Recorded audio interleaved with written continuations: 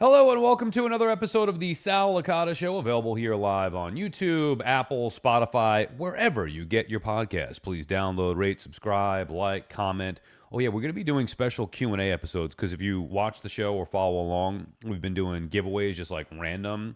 Well, we're going to keep the giveaways specific to a Q&A episode once per month. So stay tuned for that. When we have that scheduled, you guys can question or send your questions in. I'll answer them, and then we'll do giveaways and stuff like that. I figure we have it, we tighten that up a little bit as we start to evolve here and move forward. All-Star Week, always a week where, there's maybe the deadest week in sports, where you have the Home Run Derby tonight, you have the All-Star Game, and then nothing happening in sports. I don't think there's a World Cup game or anything, maybe not that I'm aware of. More on that in a little bit. Anyway, I thought I was over the anger stages with the Mets.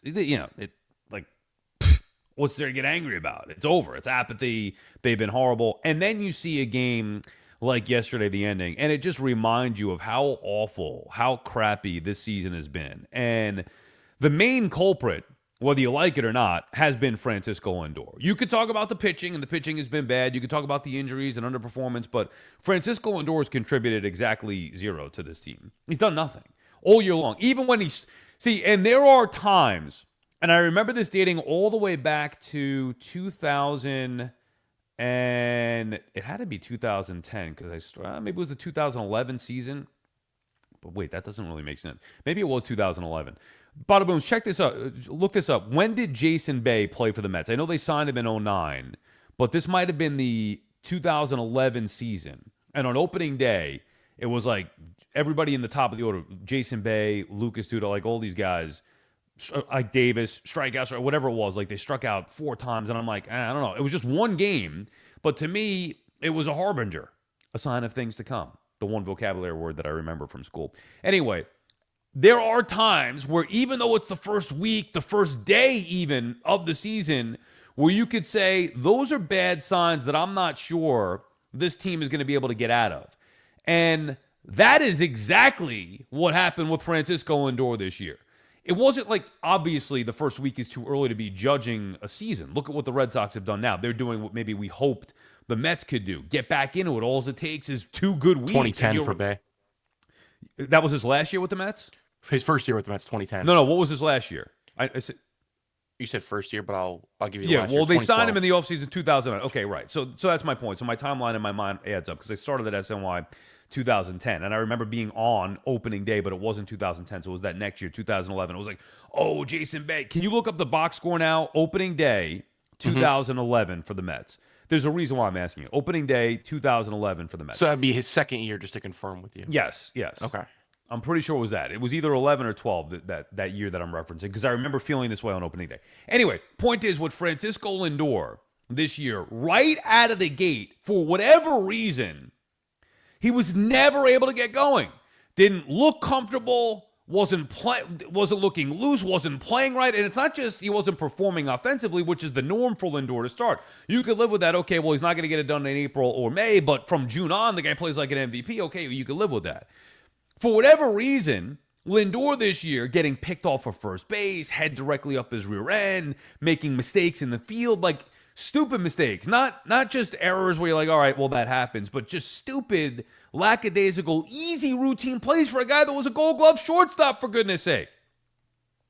You can tell early on that it just wasn't right with him, and you wanted to maybe overlook it and be like, okay, well, he'll get fine. Then he gets injured, which he never misses time. He missed significant time. Then he comes back, and he's still doing the same stuff with the sloppy defense and not contributing offensively. Here we are, 90-something games of the season, into the season, going into the All-Star break, and the Mets have gotten exactly 0 contribution from Francisco Lindor. Anything that he has done this year has been a complete negative for this ball club. Can't win like that. Now, is it an excuse for why there's 17 games under 500? No. I mean, even if you told me Lindor would be out for the year in April, I still would think the Mets would be better than 17 games under 500. But Lindor's play yesterday, and the game doesn't matter. Like, who cares at this point? I know you'd rather win than lose. You certainly don't want to get swept. The Red Sox, whatever, 40-year anniversary of 86, whatever. Like, the game to me, the weekend law, I never bought back in. I was at the game Wednesday night with my buddy Jamie, who invited me to the game. We talked about this, and like, him and some of the people around us, this guy Mike that we met, like they were like, "Oh, this is it, Sal. This is the turnaround." I'm like, guys, like I hate to break it to you, I don't want to be the negative guy, but come on, the team stinks. Like it was funny to me to see people who actually really believed. You got to believe. They actually really did believe. And I like, come on. Anyway, they got spanked by the Red Sox this weekend, but yesterday's just a game where if you just like watching baseball, you like seeing things done the right way. The game should have been over. A routine double play to Lindor, and he butchers it. And it was the perfect ending of a first half, or not even the first half. Perfect way to go into the All-Star break for this team because it was symbolic of the entire year. Just a total freaking disaster. And I look forward to the further dismantling of this team come trade deadline. I don't know if Francisco Lindor is going to be a guy that is being moved. I mean, the owner talked about it and said doesn't see that happening. I know that there's a lot that it would take to get him to move, but it's just not working here. It's not working since Soto came here because it was Lindor's team. They were playing great in 2024. Soto comes here. Now it's more Soto's team because of the contract. I'm not even getting into the dynamics of those two guys together. Like, look at the record. You don't need any insight or to worry about who likes who like. And by the way, you can hate each other, but you still got to be playing better baseball. What I care about is the baseball on the field. Lindor looks lost. He looks miserable. Mr. Smiles does not look like he's having fun. So I'm not sure what the exact issue is. All I know is the results aren't there. And when your second best player, and that's Francisco Lindor, contributes a big fat 0 to your entire season, and it's not just because of injury, I feel like something's got to change. You're going to run it back again next year? You're going to move some of the pieces around Soto and Lindor and think that it's going to change? Oh, yeah, just add pitching. Okay, I mean, maybe it'll work, but something, or bring in somebody who could figure out what the issue is. But Lindor has been a total disaster this year, and I actually feel bad for him. It's not even like, we know he's a good player. He's a good player. Even at this point in his career, he's not the same. We know he's a good baseball player, but he like, you can't, come on. That's more than physical. Physical would be, well, Lindor's not hitting in April again. Or Lindor hurt his arm, so he's not making the throws. A routine grounder to butcher a game like that? Come on, man. And it was obvious from the get-go this year. Look at all the talk the first 2 weeks of the season. Wasn't about the Mets losing or about their record. It was about Lindor getting picked off of first base, about Lindor making sloppy plays in the field, Head not being in the game. I know the significant injury, and that's a part of it, but the signs were there from the beginning. So a nice bookend to the Mets. Lindor started the season crappy, going into the All-Star break in a just horrific way, blowing the game. And to the point where, like I said, I feel bad for him, and they either need to figure it out or they need to move him. Soto's not going anywhere, nor should he.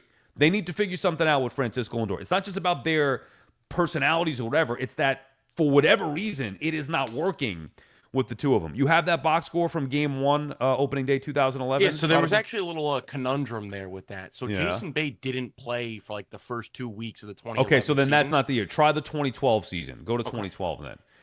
It was, if you said he played in 2012, maybe it was the 2012 season. I remember doing a show. It was a show called Wheelhouse on SNY, and I was on after opening day. Versus And Atlanta, and he Okay. went 0 for 3. With how many strikeouts? No, and not just him. I want you to strikeouts. I want you to pull up the box score because it was not just Jason Bay. It was like the top of their order, which people had expectations for. It was like Ike Davis, Jason Bay, maybe throw somebody else in there. And Right, Danny Murphy, Andres Torres. Yeah, no strikeouts, but none of them really did anything significant. Could Maybe have they been did 2010. 13 13 Bays already off the team. Okay, so then no. Whatever, it was 2012. So maybe it wasn't, maybe Ike Davis had strikes. So whatever it was, they were all 0-4. And it was like, okay, well, this heart of the order is 0-4 here. And it just wasn't good signs. Coming off of spring training, you just didn't feel good about it. And it played out the rest of the year like that. Anyway, the point is overall, thank you for looking that up. Not a huge deal, but I just remember it because I remember referencing that. Like, it's opening day. And the thought is, oh, come on, it's opening day. It's one game. People freaking out. It happens in preseason with the NFL. We're going to get into that in a couple of weeks with obviously everything starting up, training camp and preseason. It happens in the NFL, or at least it used to. Nowadays, it's like the first 4 weeks of the regular season are essentially training camp. But for me, if you watch the preseason sometimes, what happens in the preseason, especially game 2, 3, at least those 2 games, the old day. Now I know it's changed where they just have the 3 games. It used to be you can tell what was going on in preseason. Not all the time, but a lot of times I was like, there were some signs here. I don't know, they don't look good running the football, or they look good throwing the football and good receiving core, whatever it may be, whichever team. There are signs that you could get from preseason outside of the results that sometimes carry over in the regular season. And then when it happens in the regular season for the first couple of weeks, or in baseball, the first month, whatever it is, it just unfortunately becomes a pattern. The Mets could never get going this year. Never get going. They needed to get off to a good start. So it's not just, well, these players, if you put these same exact players into the season next year, I guarantee it would be a different result. It was just that this year, for a lot of different reasons, injuries a part of it, underperformance, whatever, Lindor, like we're talking about, they couldn't get going. And then that just snowballed in the wrong direction to a point where obviously the season is long gone. It's long lost. Nobody realistically should have any hope at this point. If you needed a definitive, and some of you guys did, my buddy Jamie and that guy Mike that we met out there, if you needed a definitive punch in the gut or a nail in the coffin, this weekend was it. It's over. Let's just move on and now see what the future holds with guys like Carson Bench, A.J. Ewing, Zach Thornton, like him a lot. So it'll be about watching the young guys and seeing which players are going to be on the move. Could they extend Clay Holmes? Are they going to keep Luke Weaver? Or are they going to move everybody? I'll tell you this. Even though it wasn't his fault yesterday, I want to see Devin Williams off the team. If they could trade, I'd rather keep Luke Weaver, who was he signed next year as well. And I know he's been better right now. And you want to make the case, you want to maximize the return and trade Luke Weaver now. I'd be okay with that. Like, there's nothing you could say to me outside of clearly the young guys and Soto. Like, there's nothing you could say that would upset me. Bichette, see ya. Alvarez, Terens, see ya. I like Terens a lot, but like if he needs to go, see ya. I told you weeks ago, if not months ago, that that's a perfect fit for the Yankees. Now all of a sudden everybody is picking up on that. Hey, you know who's a good fit? You know who's a good fit for the Yankees? Luis Terens. Yeah, okay, thank you. You're about 10 weeks late on that one, but if you're actually watching, you'd be saying that months ago. I'm sorry, but I had to do it. Now everywhere I turn, I'm scrolling on Instagram. Hey, you know who'd be a good fit for the Yankees? Instead of Ryan Jeffers, Luis Terens. Yeah, at least give credit, for goodness sake. Anyway, so you have the Yankees. We'll get to the Yankees in a second. Potentially looking to upgrade. They'd be a good fit with the Mets. I wouldn't even care about that. If you were to trade Lindor, Weaver, Terens, whoever, to the Yankees, I'm fine. I don't care where the players go. I just want to maximize the return and put the Mets in their best position possible to win next year. And maybe next year is going to be the trickiest of the year. Who the hell knows, even with the strike or lockout situation. But I think there are legitimate concerns next year with this group. Beyond that, where a lot of the dead money should be off the books, the young guys continue to develop, another draft or two with David Stearns. There is some light potentially at the end of the tunnel here. The problem is it's been 40 freaking years since they won a World Series. The problem is we expected sustained success by now with Steve Cohen, and it just continues to be, they continue to be a laughingstock and just a problem and impossible to watch. And we didn't even get a season. Didn't even get, at least last year you had the first half of the season. This year we didn't even get a month of the season. Got to hire a new manager. Oh, God, all over the place with the Mets. But there are some intriguing things that we'll keep an eye on as they now hit the All-Star break, much-needed All-Star break. I believe they're going to be the first team out of the break with the Phillies on Thursday night. Correct me if I'm wrong there, Badabooms, but I don't know if it's every team comes back on Thursday or they have that one special game. The Mets and Phillies will be playing Thursday night the 16th, which is weird because then the Mets will be off Friday the 17th. Anyway, enjoy a few days here without Mets baseball.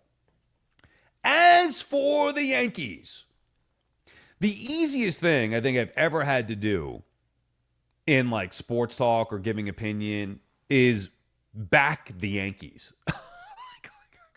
Code red! Code red for the Yankees! Fire Cashman! Fire Boone! Fire everybody! They've had 2 bad weeks! Code red! It's the same stuff every year. Every year. Rinse, repeat. Put it on loop. Every year, same stuff. And now the Yankees, of course, split in Tampa. A depleted, beaten up, injury Yankees team splits in Tampa, and then they sweep the Nationals. In incredible fashion, I might add. The comeback homers. Hey, nice to see Jazz waking up. Austin Wells. Yeah, baby. You have a Austin Wells impression? Austin Wells. Yeah, Austin baby. Powers. Yeah, baby. Groovy, baby. Nah, that's not good. How about new? Do I make You crazy brandy, Dutch baby? bastard. Wait, Yeah. you know what I can do? Daddy What? doesn't care to change What? my underwear. No, okay. All right, that's enough out of you. It really isn't that good. No, it's not. Groovy, baby. Look, everyone, it's Fat Bastard. What? Not you. No, not you. That's what Dr. Evil says. You got a head like Dr. Evil. What Fat bastard. I could be Dr. Evil. We should do that for Halloween. I'll be Dr. I said Evil. that when we were going into Candlelight. I was like, dude, look at us. It's Dr. Evil and Mini-Me. No, You completely no-sold me. No, it's not. Well, it's not Dr. Evil and Mini-Me. It would be Can you pop on the screen for a second just so people, if they're not familiar with it? Groovy, baby. No. I'd be Dr. Evil. You be Fat Bastard. Just got to dress up like him. You know, with the kilt and the... No, it's okay. It's not... It's no, like you're calling me Fat Bastard. No. I'm saying you're calling me Dr. Evil. I'm saying like I could dress up like Dr. Evil. You could dress up like Fat. Yeah. $1 million. Herbert New. Okay, let me talk about the Yankees. Anyway, so Austin Wells, he comes to life, which is nice. Yankees still need a catcher, but at least Wells contributing at the bottom of the order. Yankees coming up clutch. I mean, dude, I don't think you could say enough about Ben Rice and the season that he has had so far. When you are losing Aaron Judge, you need to replace it with that, an impact bat. No Judge, no Stanton, and still Benny Barrels continuing to carry the Yankees team. So just big hit after big hit. Guy has a bad 2 weeks, and the Yankees don't win games, and everybody wants to fire everybody. Calm down. Now, with that being said, I also understand the expectations for the Yankees are to go win a World Series, and I do not believe that currently constructed they can win the World Series. I also do not believe they are going to remain as they are currently constructed. They are going to add big. They better add a big piece. I want Schoolboy. We could save that conversation. We've been talking about that for a while. We can talk about that in more depth as we get closer to the trade deadline, or as we start to, decipher which pieces are going to be realistically on the block and all that stuff. But they need to make some big moves. They need to upgrade the bullpen. Bednar has been terrific. Booney's been going to the whip. By the way, how about Paul Blackburn? This needs to get brought up. Nobody talks about Paul Blackburn. Yesterday he went 2 innings to close it out for the Yankees because they're depleted. Because Bednar pitched 2 innings 2 nights ago, then the 1 inning yesterday. Like going into the break, Booney's just trying to get by here, and even in a tight game, they have to go to Blackburn. Paul Blackburn, and Met fans understand this because I didn't know who Paul Blackburn was until the Mets got him, and then we got him, and he was like, kind of like a scrub. The guy's career ERA. And he was a starter, and the Yankees have converted him to the bullpen here. And I'm thinking, well, he's just a guy until the Yankees get healthier. He'll be out of here. He's just a guy that's on the roster for now. Paul Blackburn, career ERA 4.71. His ERA this year with the Yankees as a reliever 2.22. He's having a career year. Now again, converted from the opposite of Holmes. They converted him from a starter into a reliever, but he's been freaking solid for them. A guy that I would have kicked to the curb many times, whether it was with the Mets, whether it was with the Yankees a year ago. Like, oh my God, Yankees are picking up the Mets scraps. Paul Blackburn, guy couldn't get it done. But the Yankees turned him into a solid reliever to the point where he's got a career low ERA, 2.22 ERA. Blackburn, not bad, and they needed him yesterday. Not a bad depth piece in that pen. Anyway, they need to upgrade the bullpen. They need, to me, clearly upgrade catcher, and maybe the upgrade in the infield comes from Lombard. You see McMahon give some better at-bats, which is nice, but still. And I can't stand the sloppy defense. Volpe shouldn't be on the team. We know that. They got to send him down and bring up a more veteran bat. Rosario sloppy with the defense. That's got to get cleaned up. Caballero not really a shortstop. I think the dream scenario for the Yankees, because you can't go get everything at the deadline. For me, my dream scenario for the Yankees would be Lombard up to play short, and at the very least, you have a big league everyday defensive shortstop, and then what are you looking at? You give me stank face, I see. No, just keep going, bro. Keep going. Pretend I'm not here. No. Do you have something to say to that, though, to counter that, or no? You can hop in if you want. Go ahead. Yeah, well, you're going to bring Lombard up, and he's going to struggle like every young guy would struggle coming into a team that's already going to the playoffs. Okay, and but then they shit on Lombard and say he's a bust. Like, come on. No, that I wouldn't do. And a fine for cursing. Remember, no cursing anymore. Are you going to be patient with Lombard when he comes up here and he's booting balls left and right and striking out? Okay, here's why I say this, and you're right, I probably should have finished because it's a bigger picture plan. I think they need to upgrade with an infielder. It's going to be hard to go out there and get all the pieces that they actually need before upgrading in the infield. So it's one way for me to make... They don't have a big league shortstop right now. Okay. Rosario... not Rosario. Caballero is not an everyday big... Like, you can win with him on occasion. I'm talking about trying to button everything up and go win a World Series and beat the Dodgers. You're not beating the Dodgers with Caballero as your shortstop. I like him off the bench or as a part-time player. What? Dude, he can't make routine plays all the time. Hold on. He's for sloppy. What's available, for what's available, Caballero has like a kind of clutch bat. Like he's come up for the Yankees. No, you're not listening. You're not listening. No, I get you. Okay, so I want to shore up defense. I'm assuming that they're going to get Judge and Stanton back here, and they're also going to get probably a better bat at catcher. Now you upgrade the infield a little bit. You could have Caballero play third. Then you would have, if you bring up Lombard and say the floor for him is big league consistent defense at short. You just upgraded that position without making anything or giving anything up. Get rid of Volpe, like period, off the team. He's not going to contribute. This is what I would do. I'm not saying this is what they're going to do. Lombard up to play short. All right, you can come back in after this. Okay, yeah, I got you. Lombard at short. And again, I don't know if this is going to happen. This is just my dream scenario. You upgrade defense at short, that's the floor. You could move Caballero to third, you have McMahon at third, or Rosario, whichever you feel is the best matchup for that day. However you want to tighten that up, that's fine. I personally would like to move on from Jazz, but beggars can't be choosers here. You're probably going to have to ride this out with Jazz. If they trade him, then maybe move somebody else to second base. You could figure that out. But at least you figure the infield out without giving up a lot. Now, you need to go get a catcher, which I think they'll do. Which level of catcher are they going to get? I don't know, but... That's clearly going to be an important thing for the Yankees.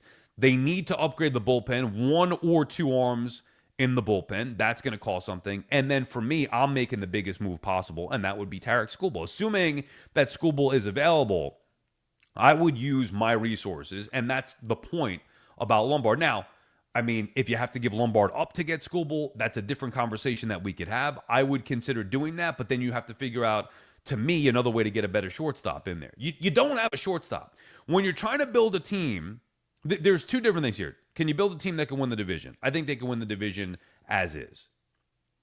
Will they? Who the hell knows? But I think that they could. Could they win the American League as is? Might be able to win the American League as is. I really believe, assuming health, like Fried come back, Judge come back, Stanton. Clearly, to me, they could win the league, division, or the American League. I don't think they can win the World Series as is. Even with everybody back 100% healthy, I think they need to get better. And even if it's just getting better on the margins, whether it's defensively, whether it's putting the bat on the ball in certain spots, clearly if you upgrade the rotation with Skubal, you're now putting yourself on another level, and that's what I want to do. I want to get to the point where the Yankees can go beat the Dodgers, legitimately look them in the eyes and beat the Dodgers. And I don't see how you get there without having at least one major move ahead of the trade deadline and probably more. So if you could bring up Lombard, acquire Skubal, get yourself a catcher and upgrade the bullpen, I know that's a lot, but the Yankees have made big-time moves before, so I don't think that that's unrealistic. All right, you want to respond to that now, Badabooms? Yeah, this isn't the same track, but it's a conspiracy theory that I'd love you to handle for me. Yeah. At least calm me down or give me insight. Let's say the Yankees have an underwhelming deadline. Mm-hmm. Does that tell us that Judge is not coming back this year? That's a good question. I think you have to look. Here's like, if Judge is not coming back, all the conversations are rendered useless, are they not? Like, aren't they trying to play a little PR here though by not saying anything before the deadline, and then after the deadline, when we notice that it's clearly underwhelming and they didn't do any of the things that you just said, let me ask you something. All right, let's have this conversation. Mm-hmm. If Aaron Judge does not come back, let's say he was ruled out for the rest of the year, like today they come out. They're obviously not going to say right now. No, they wouldn't. But I mean, it's a bleak picture right now as far as the imaging goes, and I think we're all just assuming, well, he'll get back, but maybe he wouldn't. Do you still think, like in that scenario, just Judge, forget Stanton, obviously Fried, who's working his way back. Don't you think that it's still worth going for it?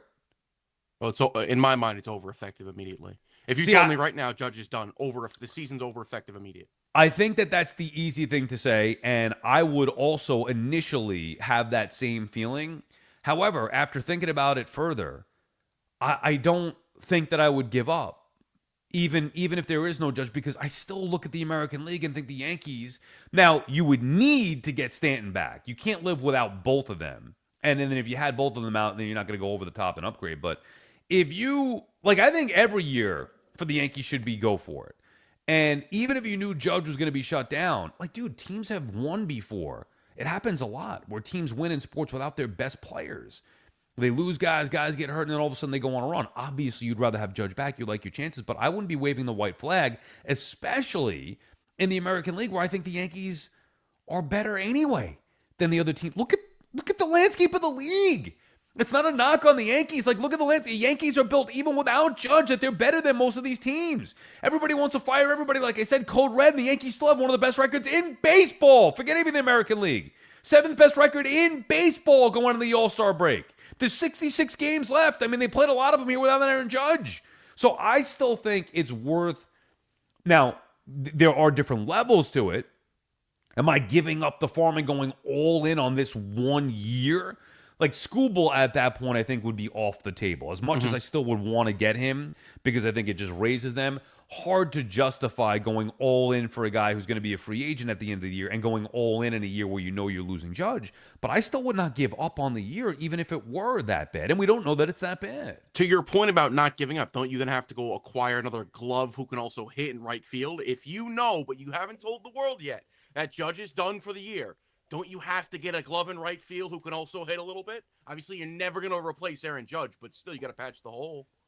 I think it just depends on... There's a lot that the Yankees could do here. I think it depends on what's available. If there was a definitive young player that maybe was under control for a year or two or was about to get paid soon, then... What, you have somebody that you want? Well, I just have a little idea in mind because Washington made it very clear at the beginning of the season. Nightingale said this the other day in his article or whatever, that before the year, the Nationals stated Abrams and Woods were up for trade. So do you give up the sack for that? Why would those two guys be up for trade? I can't tell you why. That's a build. Are you sure you didn't get Ballsack No, that's Sports what or something? Nightingale said. Well, he's no better than Ballsack. What? I'm serious. Nightingale, you can't. I don't think you could trust him. Why in the world? He's no better than Ballsack. Well, you know what I mean. Getting Ballsack Sports. But why in the world would the Nationals? They should fold up shop. Why would you ever give up Wood? Abrams, okay, whatever. And you're right. Now that you mention it, I feel like either you and I have had this conversation about Abrams specifically. Very early, actually. Yeah, go check out the history of the channel. We have a video on Abrams. Wood is a beast. Beast. He's a monster. I'm watching Ben Rice this week. I'm watching James Wood. And I'm thinking, good God.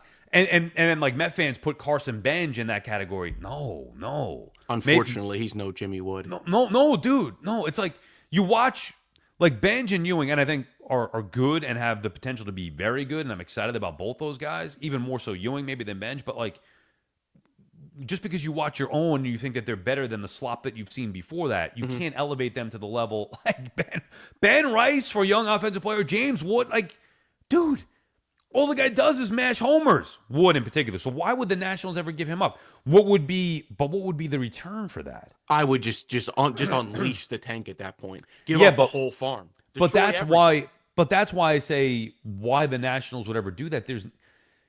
It's different if those guys were close to free agency, like it was with Soto.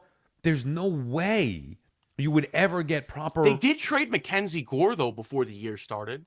And they kind of buffered but that's Mackenzie Gore was a big piece for them last year. In the Wood and Abrams are just getting going. Those are the guys you build on. You would trade those guys to get guys like that back. It makes no sense. Yeah, Volpe. From what I'm told, he's great. Yeah, right. Volpe, Dominguez, Spencer Jones. So I don't think those two guys are realistic. But I don't think it would be out of the realm of possibilities that Cashman could look to change, like instead of just relying on Dominguez or Jones, certainly Volpe at this point, like maybe there is a bigger trade to be had where they move on from some of the younger, underperforming guys with potential that could be appealing to another team and take on either more money or I don't know, like where we at with Cleveland and Quan. That was the thing that I wanted last year. I'd love to be able to do that. Is that under the radar He's had now? an atrocious year, Stephen. Okay, Kwan. but maybe, Atrocious. but still, maybe you go get a guy like that now where the value's down. There are times where you could buy the stock low and then have him, do better here.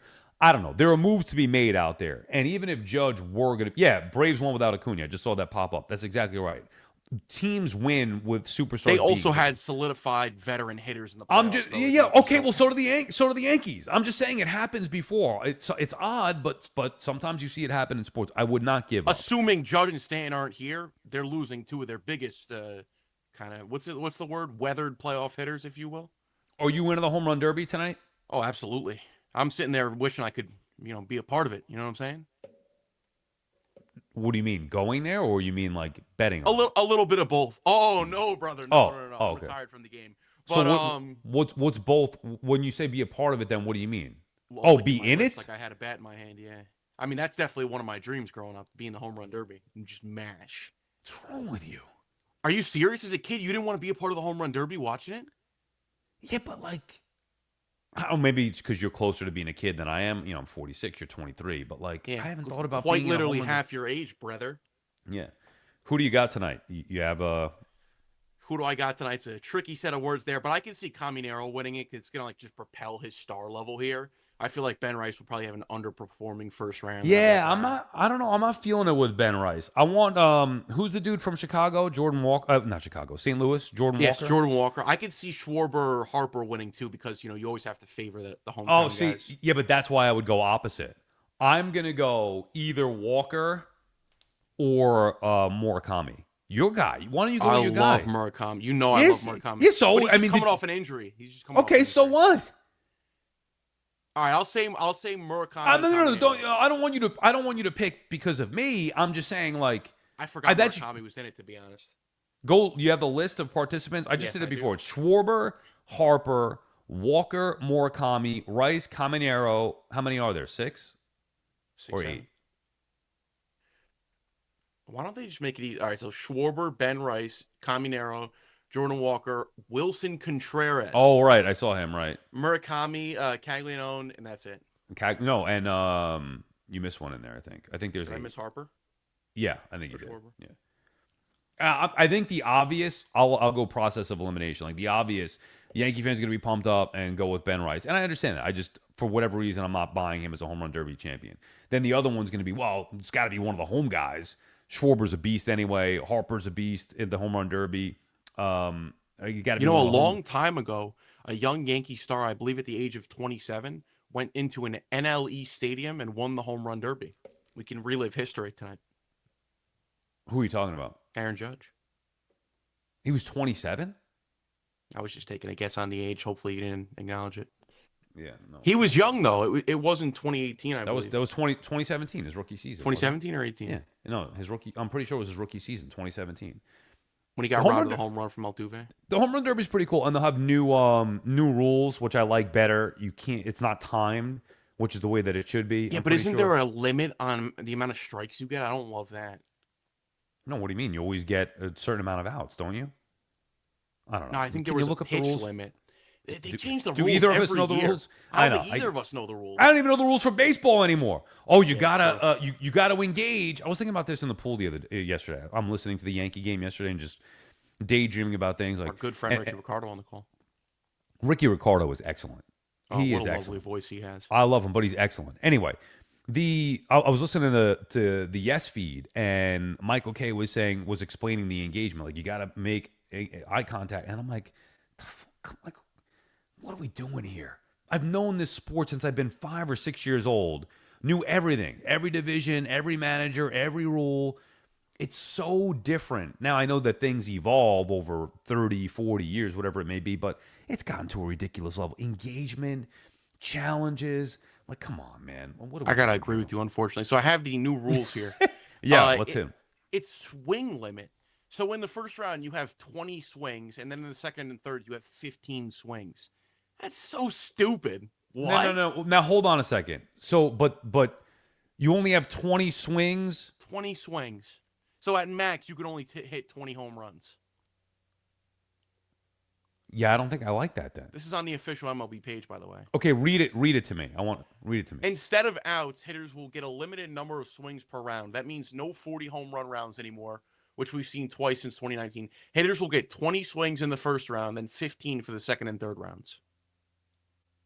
I don't like that at all. You only have 20 swings, meaning you can hit 20 homers max. That's it. Correct. No, man, that's not right. I don't like that at all.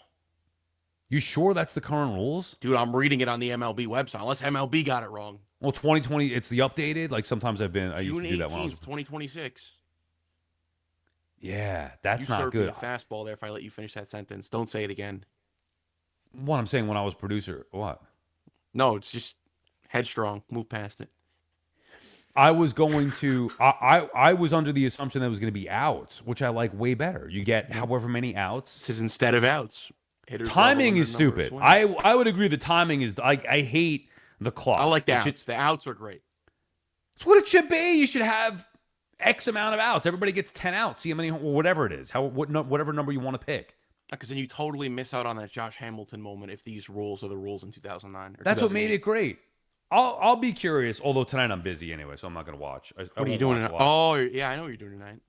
Benson Boone, Mr. Electric Blue. I'm taking my daughter to see Benson Boone tonight, thanks to the Prudential Center. I can't wait to get out there.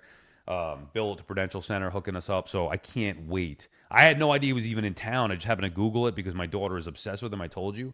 And then as soon as I saw, I was like, hey, man, any chance? And Bing, bong, boom.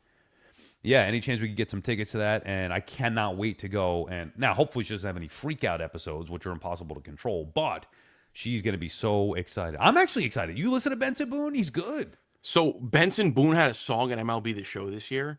And I feel like every time that I just get my ass cracked, put one in the jar, pause, no Diddy on top of it, so put two in the jar, I would come back to the main menu, and I would just like, I get mercy ruled 9-0 in the third inning, and then hear, Moonbeam Ice Cream, and I just want to smash my monitor. Oh, just terrible.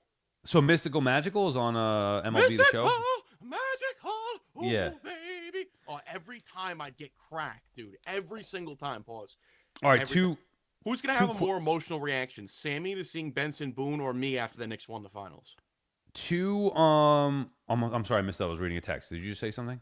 Who's going to have a more emotional reaction? Sammy at Benson Boone or me when the Knicks won the finals at the game? No, I think us at the finals. Yeah, I think us. It was a lot of emotions. You know, like two 12-year-old girls. I've been watching, sometimes it comes up in the scroll, like people's reactions to Game 5 when the Knicks won and people crying and all this stuff and diehard Knicks fans going nuts. And then I think to myself, were you there? And why not? And I'm not talking about just like random Joe people. I'm talking about like people in the business that pride themselves on being big-time Knicks fans and social media followings and all that stuff. I just don't understand why people didn't go. Did they not believe like we did? It wasn't a financial thing because it wasn't even that expensive. You charge it. I mean, in another life, it would have been a financial thing for me. Not this one. Where are we at with the vlog? Couple things before I go. Done, brother. The Game 5 vlog is out?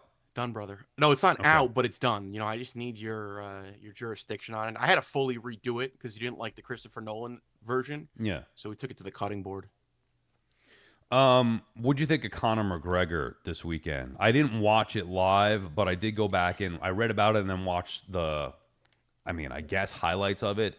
It seemed there were two sporting events that I watched this weekend that seemed to be at least mildly fixed. The McGregor thing was one, and then England, Norway, I thought was maybe even worse than that. Norway scored a big goal, and there was a BS call that they then went back and called a foul and took the goal off the board. And I think FIFA, the corrupt individuals that they are, the corrupt organization that they are, what? No, I'm laughing at that. Yeah, I think they pushed England in. That was BS to me. I usually don't get fired up about soccer, and I had no juice on it whatsoever. This was just watching it. I was out watching it, and I was rooting for Norway because of that star. You're a Holland fan? Yeah, is that it? Holland? Erling Holland. The G is silent. Yes. Erling Haaland. Look up the spelling of his name. So I'm watching that, rooting for Norway, and the guy that I was with, one of my wife's best friends, they were in town. He's a huge football fan. He's such a big soccer fan that he calls it football. I'm like, no, brother. When you hear football, it's Erling Haaland. Wait, Erling Haaland. Erling Haaland. Yeah, but how do you spell his last name? Haaland.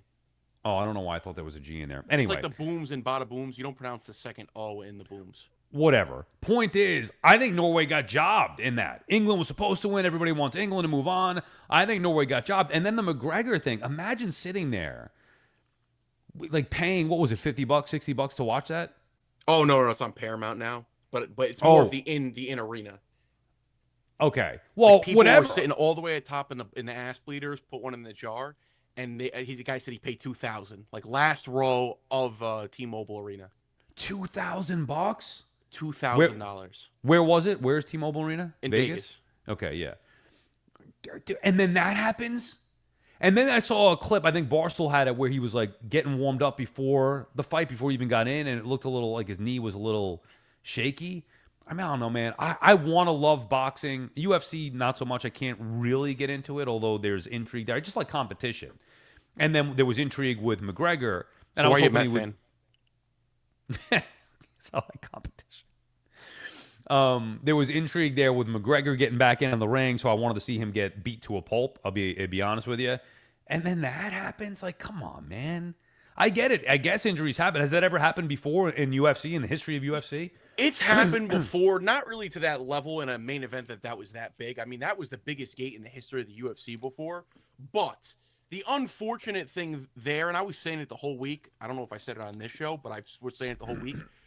One of the biggest parts of this event here was to prop up one of the UFC's younger talents. I guess you could say younger. Dana White's trying to push Paddy Pimblett to be the next McGregor, and he unfortunately took a bad loss to Justin Gaethje for the championship in January. Paddy Pimblett had one of the most incredible submission finishes I've ever seen in the first round against Benoit Saint Denis, who's an absolute killer. So if you were watching that show and you see the Paddy Pimblett finish, stop. No, I'm doing that meme. John C. Reilly. I know. Stop. People who know. They get it. It's not bad, though, right? You got to see Paddy Pimblett. He's phenomenal. He bounced around the ring and he sings the Paddy Pimblett da. He's like a spider. He's a scouser.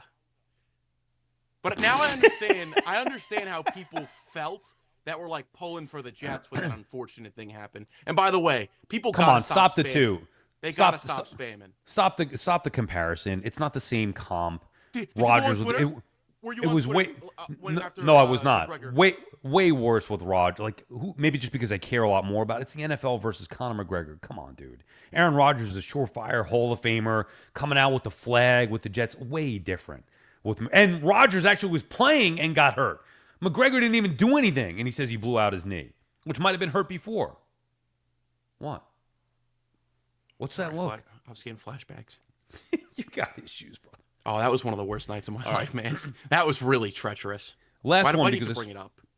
Last one because I saw this just as we were signing on here.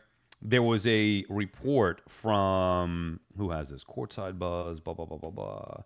Scoop B. Robinson. Oh, he follows me on X. Now where the hell does he write for? Do you know Scoop B. Robinson? No, is that a play on Smokey Robinson? I don't know, but the report Used to is be my girl. I see it on Courtside Buzz. The report comes via Scoop B. LeBron James harbors, quote, deep concerns about Joel Embiid's long-term health and his declining mobility for a potential championship run. No shit! I mean, fine, put it in the jar. Come on. So what is that saying? He's not going to choose Philly? Shocker! Did you really think LeBron, think about it. Is he, and we don't know, he still might, but do you really think LeBron is going to choose Philly? Like, if you had a choice to go somewhere, you going to go to Philly for the Sixers? The semi-Sixers? Although I guess they could build a statue of him there, even if he just gets to the conference finals. You don't have to win a championship. Don't have to get to the NBA finals. Just get to the conference finals. Get Embiid. Help get Embiid over the hump. Help the semis Sixers Get over the hump and get to a conference finals. Anyway, we'll see where LeBron chooses to sign, but I had a hard time. I think it's going to be Cleveland. I would hope to be surprised. Maybe it's Warriors. Who knows? But I just think the better story would be Cleveland. Go finish your career there where you delivered the championship. Obviously started, the hometown kid. Philadelphia. Part of me wishes he does go to Philadelphia just to beat him. It'd be even sweeter beating the 76ers with LeBron. Concerned about Embiid's health. Who isn't? All right, that's going to do it for us. You have anything else you wanted to add there? No, I just think it's funny that you were saying that whole thing about Embiid, and then I was the one who was scared, and now you're like, oh, yeah. LeBron, even LeBron's concerned about Embiid. Well, I said healthy. If he were healthy, you're talking about going into the Knicks-Sixers series? Is that what No. Like last week, I was saying, oh, I'm a little bit scared about the Sixers. They got Jaylen Brown, they got Maxey, Edgecombe. Yeah. Right. And I was like, what, bro? You're worried about the Sixers now? Come on. So if the King says he's nervous, all right, Glorious King, you got me. So I guess I'm nervous too. Yeah, checkmate, brother. All right, that does it for us. We'll be back again tomorrow with another episode reacting to the Home Run Derby tonight, and more importantly, the Benson Boone concert. Wish me luck. I got to take my wife and daughter to work with me to SNY. That's going to be fun. Yeah, well, I don't know. They're not going to want to sit there for 2 hours. I got work to do. I got to write the show and get prepared and all that stuff. Then do the show, and then from there we leave to go to Newark to the Prudential Center. So it's going to be a long night. No school. Great arena. Love the parking over there. It's so efficient. I don't know if you're being facetious or not. I'm not. When have you been there? I was there for AEW last November, and then before that for a Rangers-Devils game. Oh, it's so easy to get out of there if you get there early and at the right time. Big week with Saturday night's main event at the world's most famous arena Saturday night. Badabooms and I are going to be in the building. I can't wait for that. I've been in one Saturday night main event before. That was on the island, where it was at Nassau Coliseum, where they first started, I guess, bringing this back. Just even though it was December 14th, 2024. I think it's a couple years ago. But anyway, we had fun with that. I'm looking forward to going back to Saturday night's main event at the world's most famous arena on Saturday. We'll have Michael Cole on Wednesday morning. Haven't talked to him since before the Mets season. It was early on in the Mets season. Might have been April. When did we talk to him? You remember? I think it was like right after we went to spring training. Like the week or two after. It was either right before the season or early on in the season. Michael Cole, a huge Mets fan. Oh, Jets you know what? fan, It was after the opening series against Pirates. Pittsburgh? Okay. That's what it was. Yeah. So we'll get his thoughts on what has been a lost year. Talk about the Knicks as well with Cole. And, of course, Saturday night's main event. Taking a lot of shots at Wembanyama, too. We can praise him for that. Cole has been? Oh, he just injects it into everything. I love it. Good for him. I love him. Seriously, it's always fun catching up with him. So look forward to doing that. We'll do that Wednesday morning with Michael Cole ahead of Saturday night's main event at the world's most famous arena. Danhausen featured on the billboards, another guy we had on the show. Look forward to maybe seeing him out there as well. And you never know. Maybe the Knicks go out there and I don't know what JB, what his wrist situation is with the surgery, but maybe like Josh Hart will go put a chair to somebody. If in the same night, if you can get me to meet Brunson and Punk, like I think I might have to do a Ted DiBiase kiss my foot challenge. Oh, by the way, Punk's going to be there. Did you see? I know. It got announced. Because initially you were saying like, oh, I'm disappointed Punk's not going to be in. No, he's going to be at Saturday night's main event. All right, that's what I'm saying. JB and Punk in the same night. That's like my Super Bowl. All right, that does it for us. Please don't forget to subscribe. Which order should it be? Subscribe, like. I think you should like first, to be honest, especially if you're in here. Like, subscribe.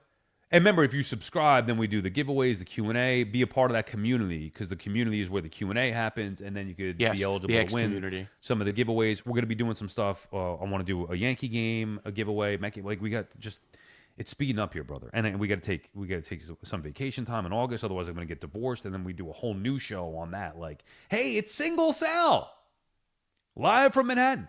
I was walking around Manhattan this weekend. You know, as I said, we're friends from out of town. We're here. They wanted to go sightseeing. We did the Empire State Building. You ever do that? Empire State Building? You needed an Amazon box when you were in the city?